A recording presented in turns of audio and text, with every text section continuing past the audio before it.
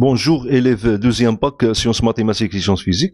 Je vous présente deux exercices du manuel scolaire Al-Moufid. Ils concernent la leçon des transformations forcées. Voilà le premier exercice, c'est l'exercice 9, page 157. En fait, ces deux exercices sont des exercices de synthèse. Voilà la suite de l'exercice. Bon, la question 1, petit a.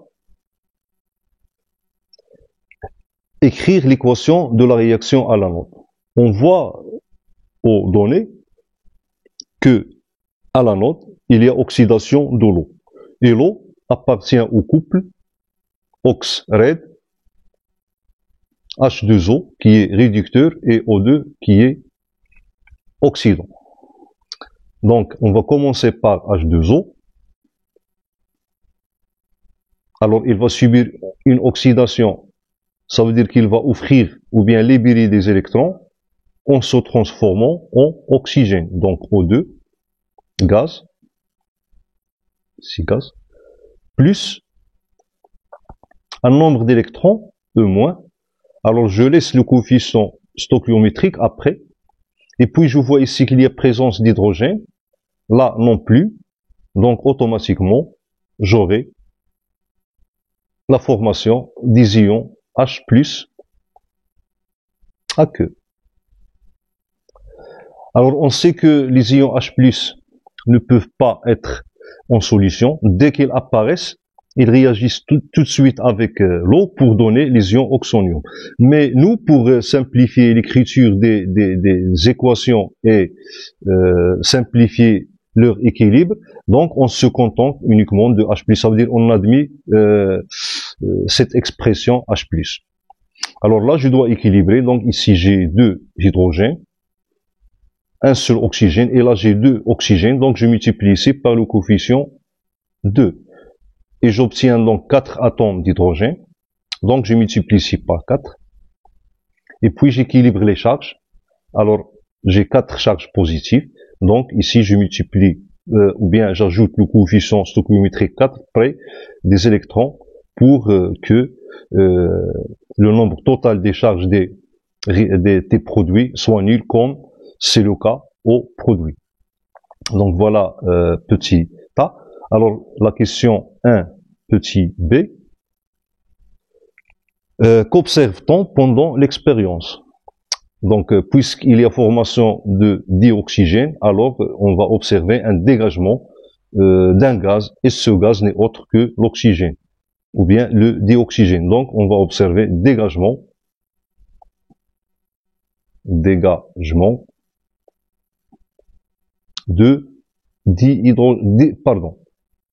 dioxygène. Oxygène. Puis la question donc 2a. Quelle espèce chimique se forme à la cathode? Alors donc aux données, ou bien à l'énoncé, on lit que il se forme un dépôt métallique à la cathode. Alors ce dépôt métallique ne peut être que l'argent, puisqu'on a la présence des ions Hg+, dans la solution. Alors, ces ions vont subir une réduction et se transforment en métal qui est l'argent. Donc, dépôt de l'argent.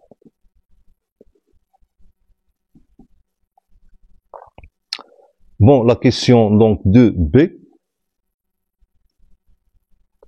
Écrire l'équation de la transformation. Ça veut dire la transformation qui se déroule à la cathode. Alors à la cathode, on a réduction des ions Hg+, AQ, qui appartiennent au couple Hg+, Hg solide. Alors donc les électrons libérés par l'eau vont être fixés par les ions Hg+, AQ. Donc chaque ion fixe un électron, donc pour donner le métal Hg solide. la question suivante, on déduire l'équation de la transformation globale qui se produit dans l'électrolyseur. Alors là, on a les deux demi-équations de la transformation. Donc, on a qu'à équilibrer les électrons. Ça veut dire que le nombre d'électrons libérés par le réducteur doit être égal au nombre d'électrons captés par l'oxydant. Et là, on a un électron et là 4. Donc, je dois multiplier ces demi-équations par le facteur 4. Et comme ça, donc, la question alors 3, voilà l'équation de la transformation. Donc, j'ai 2H2O liquide plus 4HG plus AQ dans donc O2 gaz plus 4H plus AQ plus 4HG plus, pardon, HG solide. HG solide, ok. Alors voilà donc la question 3. Là on va donc directement à la question 4. Alors la question 4.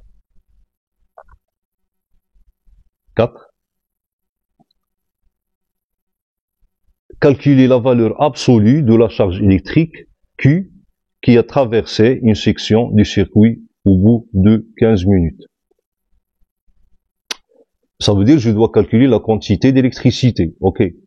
Donc, on a la quantité d'électricité Q égale à la valeur absolue de la charge Q.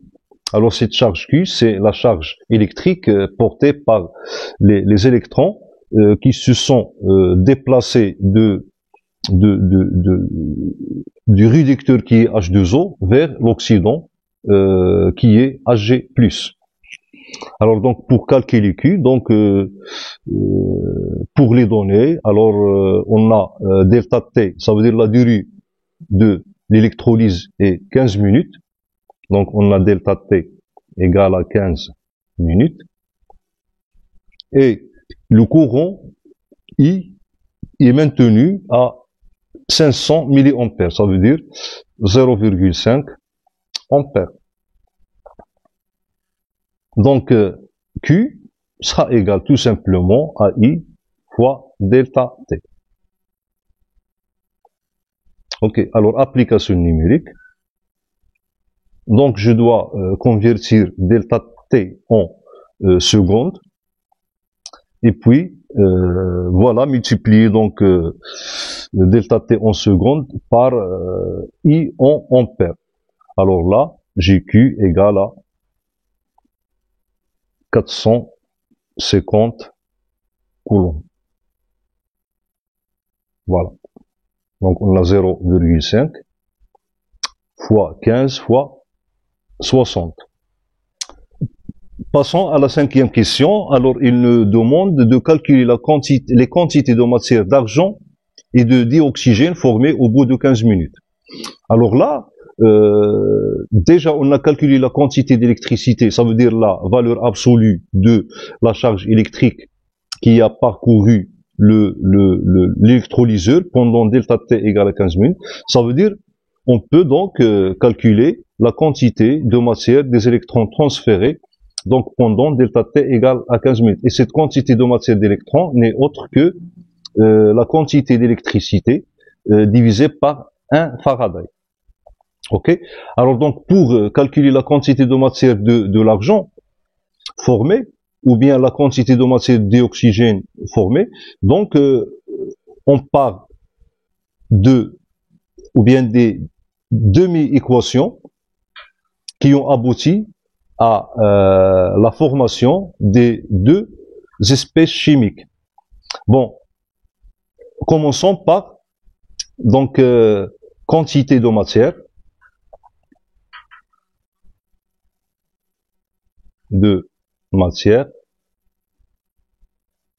d'argent, donc que je vais noter par NHG.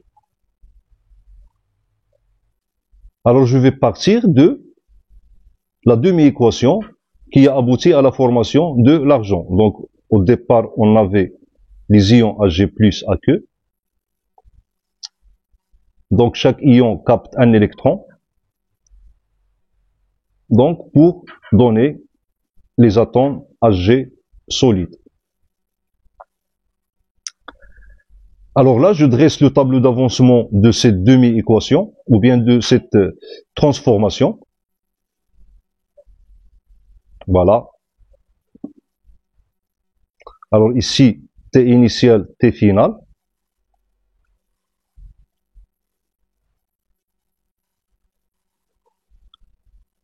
Bon, à T initial, alors j'ai une quantité de matière d'Ag+, qui ne m'intéresse plus, donc je vais mettre ici N0 par exemple.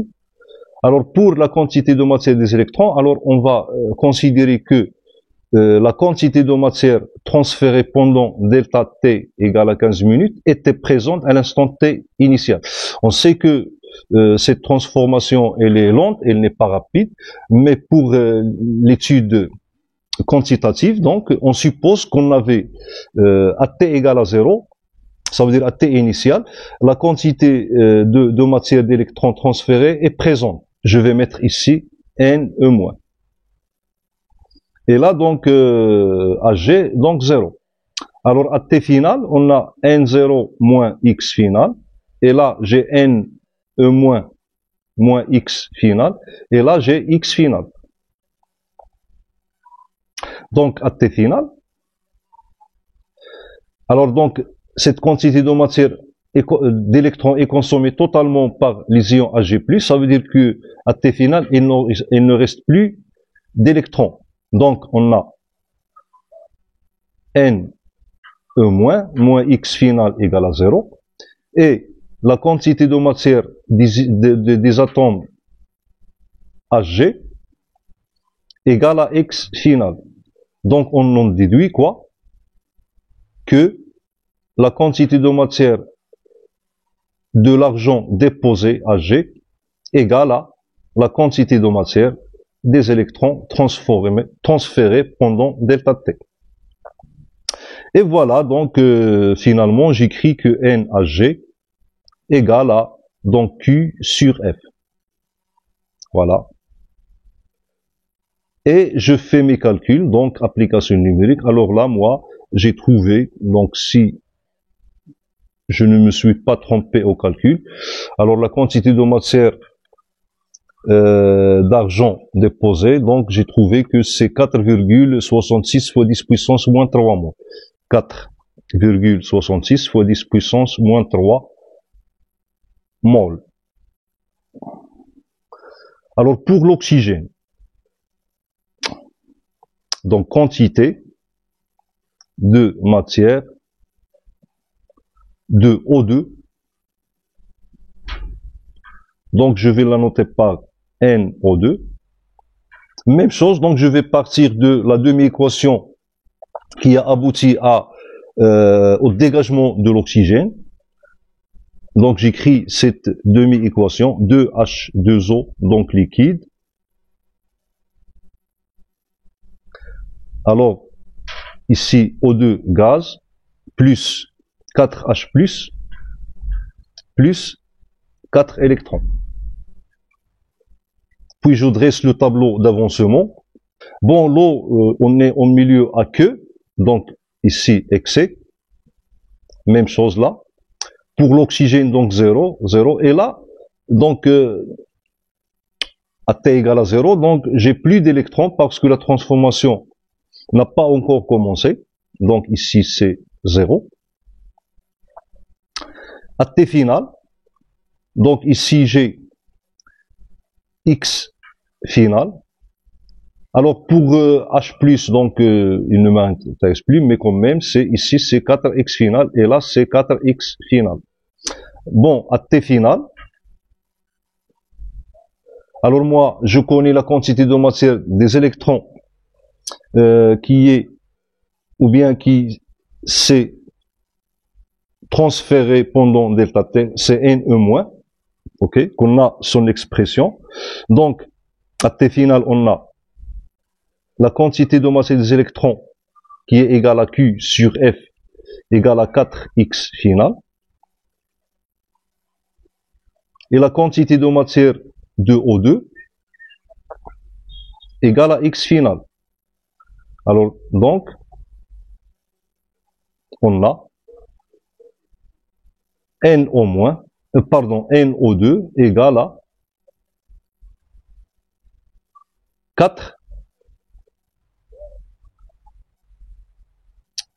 ou bien égale à NE- sur 4. Voilà donc l'expression. Donc je peux aussi écrire que j'exprime NO2 en fonction de Q qu'on vient de calculer. Ça veut dire que NO2 égale à Q sur 4F. Et j'encadre mon résultat final. NO2 égale à 1,16 fois 10 à la puissance moins 3 mol. 1,16 fois 10 à la puissance moins 3 mol. Alors voilà pour cette question. Maintenant, voyons la dernière question qui nous reste. Alors la dernière question, il nous propose de déduire la masse d'argent et le volume de dioxygène formé. Alors donc, puisqu'on a déterminé les quantités de matière, donc il est facile de calculer le volume de l'oxygène formé. Ok. Donc on a question 6. Donc le volume de O2 donc égal à la quantité de matière de O2 fois le volume molaire qu'on nous donne. Donc le volume molaire, donc petit m, c'est 25 mol par litre par mol. Ok, donc j'encadre mon résultat, voilà, et je fais une application numérique. Alors VO2 donc égal à, c'est 29 millilitres. Voilà, tandis que la masse de l'argent déposé donc égale à la quantité de matière de Hg fois la masse molaire de Hg. Voilà, j'encadre donc toujours mon résultat littéral et puis je fais une application numérique, ok. Donc toujours si mes calculs sont bons, j'ai trouvé que MHg égale à 0,5 grammes. Donc voilà pour cet exercice. Bon, il y a des élèves peut-être qui préfèrent utiliser l'autre méthode. Donc je vais exposer l'autre méthode qui concerne le calcul des quantités de matière. Bon, la question 5. Voilà. Question 5. Alors, autre méthode. Et vous avez le choix. Si vous trouvez la première méthode est facile, donc vous pouvez l'appliquer. Si vous trouvez que la méthode que je vais exposer maintenant est facile, donc vous pouvez l'appliquer. Vous avez le choix. Ils sont les mêmes, ils aboutissent au même résultat. Alors ici, j'ai parti des deux demi-équations. Là, je peux partir de l'équation globale. Ok. Alors l'équation globale, donc c'est donc je dresse donc le tableau d'avancement pour la transformation globale. Alors donc la transformation globale, donc l'équation est la suivante. Alors 2H2O liquide plus 4Hg plus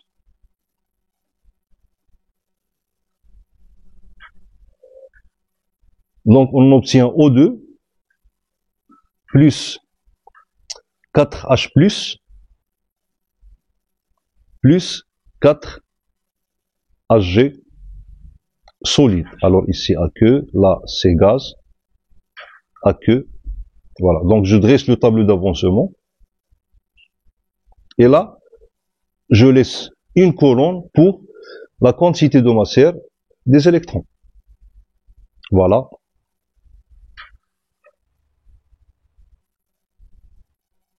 Alors ici, j'ai T initial et là, T final. Voilà les colonnes concernant les quantités de matière. Voilà. Et voilà. Et là, je laisse une colonne pour la quantité de matière des électrons. Alors donc, ici, j'ai Ne-. Voilà. Donc ici, toujours excès. Excès. Là, donc, je vais mettre N0, ok. Là, donc, 0, parce qu'il n'y a plus d'oxygène à T égale à 0. Même chose ici, 0, puisqu'on n'est pas au milieu acide, ça veut dire les protons H+,